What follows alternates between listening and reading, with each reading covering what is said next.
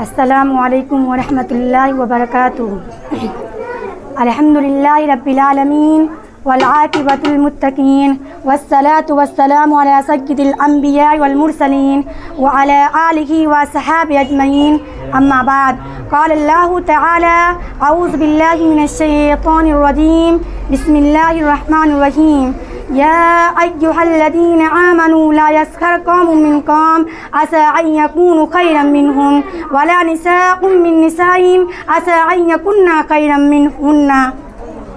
صدر محترم، اساتذہ کرام اور معزز سامعین، میری تقریر کا عنوان ہے مذاق اڑانے کی ممانعت۔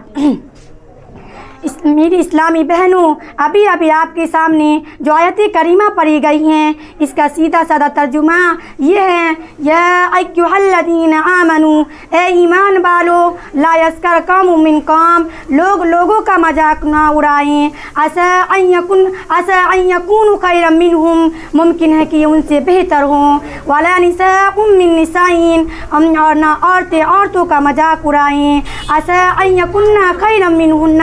ممکن ہے کہ ان سے بہتر ہوں۔ اس آیت کریمہ میں اللہ تعالیٰ لوگوں کے ساتھ مذاق اڑانے اور اس کے ساتھ تمسخر کرنے اور انہیں کمتر سمجھنے سے منع فرماتا ہے، اور ایسا کرنا حرام ہے، اس لیے کہ جس کی تاخیر کی جا رہی ہوتی ہے بسا اوقات اللہ رب العالمین کے ہاں قدر و منزلت زیادہ ہوتی ہیں، اس لیے زیادہ ہوتی ہے، اور یہ بھی ہو سکتا ہے کہ حقیر سمجھی جانے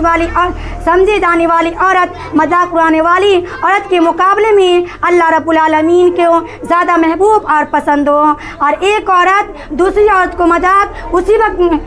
تمسخر اور ہنسی اسی وقت کرتی ہیں جب وہ اپنے سے بہتر اور دوسروں کو حقیر اور کمتر سمجھی جاتی ہیں۔ حالانکہ اللہ کے یہاں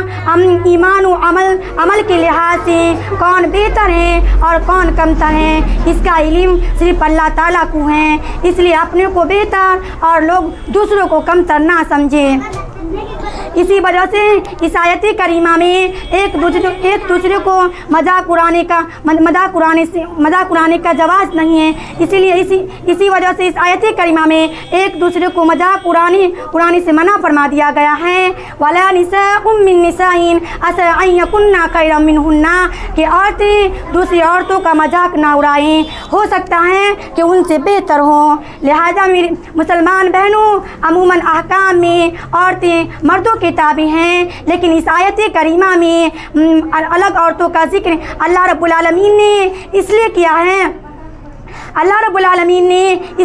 ہے کہ عورت میں اخلاقی بیماری زیادہ ہوتی ہیں، اور وہ مردوں کے مقابلے میں ایک دوسرے کو زیادہ مذاق اڑاتی ہیں، اسی لیے خاص طور پر عورتوں کو منع فرما دیا گیا ہے، جیسا کہ نبی اکرم صلی اللہ علیہ وسلم نے فرمایا، الکبر بطر الحق غمط الناس، تکبر حق بات کو جھٹلانا اور لوگوں کو حقیر سمجھنا، اور غمطہ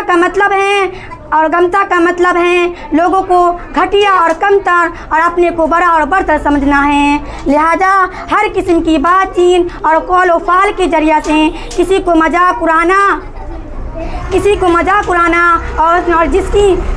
اور کسی مسلمان کی تحقیر کی جا رہی ہوتی ہو ممنوع اور حرام ہے،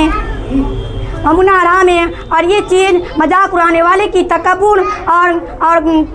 گھٹیا اور تکبر میں تعبیر کیا گیا ہے، اور یہ ہو سکتا ہے کہ جسے مذاق اڑایا جا رہا ہو وہ مذاق اڑانے والی سے بہتر ہو، اور ایسا ہی ہوتا ہے کیونکہ مذاق صرف وہی عورت کرتی ہیں جو اپنے کو جس کے دل میں برا ہوتی ہیں اور اچھے اخلاق سے بالکل خالی ہوتی ہیں۔ لہذا میری بہنوں، ہمارا اجلی دشمن ابلیس ہے جس کا نام عزازیل تھا، اس کی ایک بڑی خرابی یہ تھی کہ اس نے اپنے کو برتر اور آدم کو کمتر سمجھا، اور گمان کیا کہ ہم آگ سے پیدا ہوں اور آدم